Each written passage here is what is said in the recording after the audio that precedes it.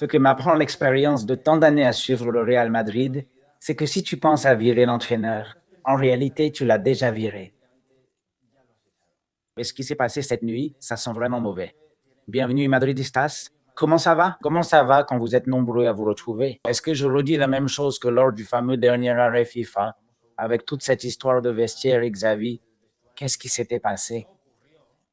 On recommence à raconter ce qui s'est passé. Mais bon, si vous voulez vivre votre aventure, je ne parle pas de tout le monde, hein, mais beaucoup d'entre vous. Certains d'entre vous disent non, non, c'est des conneries que la presse balance contre Madrid et tout le reste. Et pensez que quand ça vient des médias hostiles, ce que vous voulez vous influence jusqu'à on ne sait quoi. Sans même parler des Catalans, mais si en même temps des gens comme, par exemple, Ramon Alvarez de Mon, qui n'est absolument pas suspect de vouloir aller contre la direction du Real Madrid ou de vouloir salir le club, eh bien, il est aussi dans le coup. Putain, quand plein de trucs se rejoignent d'ici, de là-bas, de son père et de sa mère, et vont dans la même direction, c'est qu'il se passe quelque chose. Et ce qui s'est passé cette nuit avec cette réunion, où on n'a pas décidé de le virer, mais où on est déjà en train de chercher un remplaçant et tout ça. Et il y a un ultimatum. Non, pas officiel, ni même officieux, mais dont on parle déjà. Le match contre City. Eh bien, c'est mal parti. Et quand au Real Madrid, la situation est vraiment moche avec un entraîneur, c'est parce qu'on connaît tout la fin, malheureusement. Et qu'en plus, si on gagne ou qu'on fait match nul, on sauve les meubles. Ça va être une agonie. Ça va être une agonie. On verra. Enfin, c'est irrattrapable. Irrattrapable. Et bon, si on renverse la situation, ça restera dans les annales comme ce match où Nadal avait remonté Medvedev en finale d'Australie. Ou alors, le Real contre City lors de ces demi-finales, dans les toutes dernières minutes du match et de la qualification. Parce que c'est vraiment mal barré. Mais avant ça, bien sûr, enfin, c'est que quand il pleut, ça ne s'arrête plus.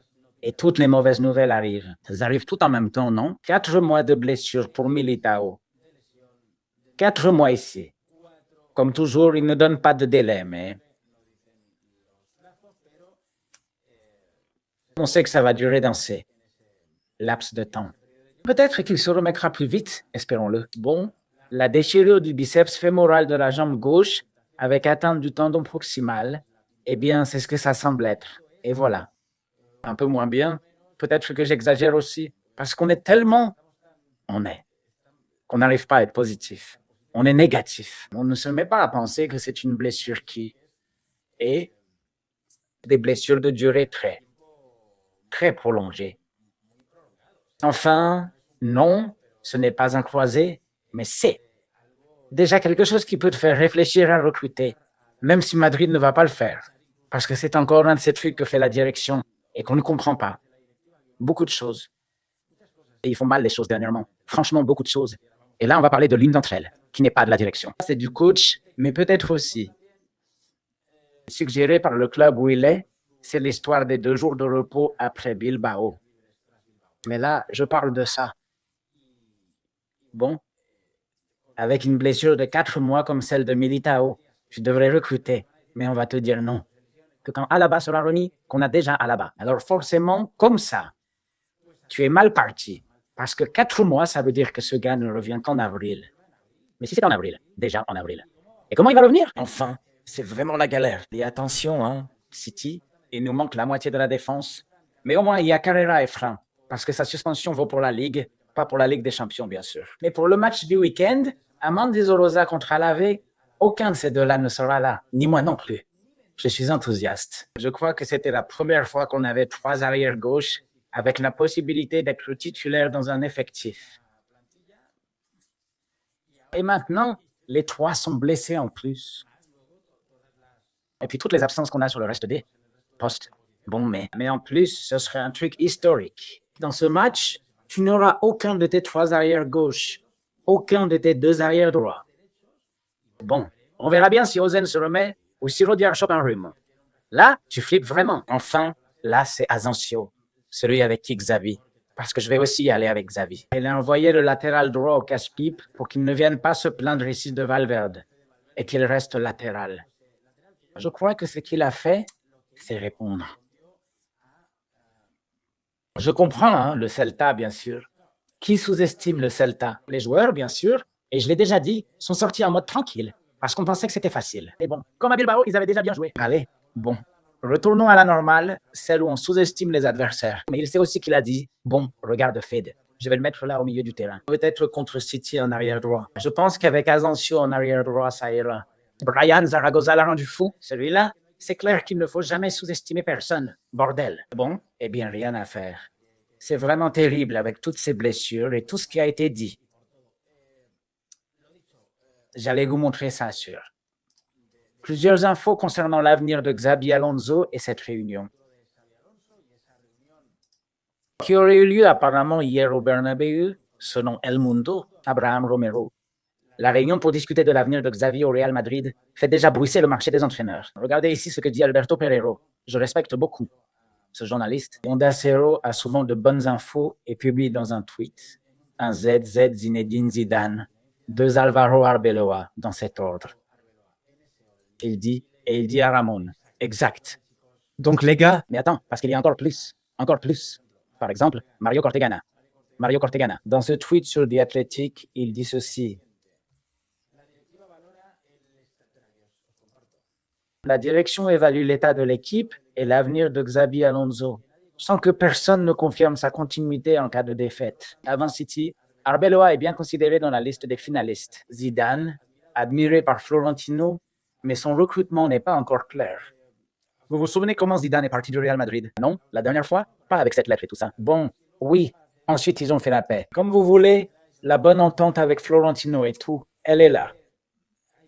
Beaucoup de choses ont vraiment été mal faites. Oui. Et on peut revenir à ce cercle vicieux. Ancelotti, Zidane, on pourrait, mais je répète la même chose à propos de Zidane. Il a déjà un accord verbal. Iwat, sûrement plus qu'un simple accord verbal, pour prendre en charge l'équipe de France après la Coupe du Monde de l'été 2026. Et nage. Je ne pense pas qu'il accepte jusqu'à la fin de la saison. Et puis le coup de panache, celui que Pepe Alvarez a fait hier en disant qu'il pourrait cumuler et tout ça. Enfin, ça ne s'est pas fait. On n'a pas permis à Mourinho alors que Florentino était là. Je ne pense pas que cette fois ça se ferait. Mais à part ça, si on fait ça en plus, et si on en est arrivé là, c'est vraiment lamentable. Mais bon. Et aussi le journal Marca.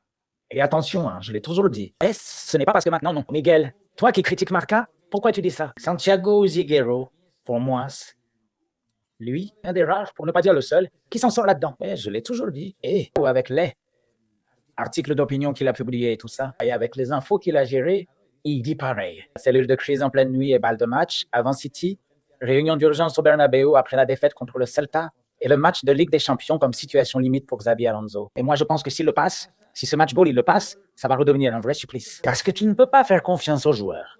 Tu ne peux pas faire confiance à un groupe de footballeurs. Ils te sortent un bon match contre l'Athletic Club de Bilbao pour plusieurs raisons. Premièrement, parce qu'ils sont poussés à la limite. En gros, c'était un match décisif.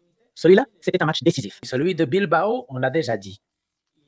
En plus, ça se voyait dès le début du match. On aurait dit qu'ils jouaient la finale de la Ligue des Champions. Bien sûr, ils ont vraiment bien joué. Parce que ces enfoirés savent le faire. Ces footballeurs du Real Madrid, s'ils exécutent ce que leur demande leur entraîneur, avec effort, avec intensité, avec envie, ils savent le faire. Là, le problème commence quand ils se croient supérieurs à l'adversaire, quand ils économisent leurs efforts, quand ils se remettent en mode diva, quand ils n'ont pas envie parce qu'ils pensent que ça va être facile. Et le match contre le Celta, ça donnait la flemme. Mais moi, je l'ai toujours dit, combien de matchs du Madrid au Bernabéu tu le sens? Tu sais que tu vas te coltiner ces enfoirés. Aujourd'hui, ils n'ont pas envie. Et après, ça se précipite, évidemment. Mais hier, le Real Madrid aurait pu prendre l'avantage avec un but de Mbappé si tu faisais un triangulaire et tout. Et avec un 1-0, ils auraient continué. Peut-être que tu gagnes ce match, mais ce cancer mental que l'équipe traîne, qui vient de ces joueurs, de cette autosatisfaction, de ce manque,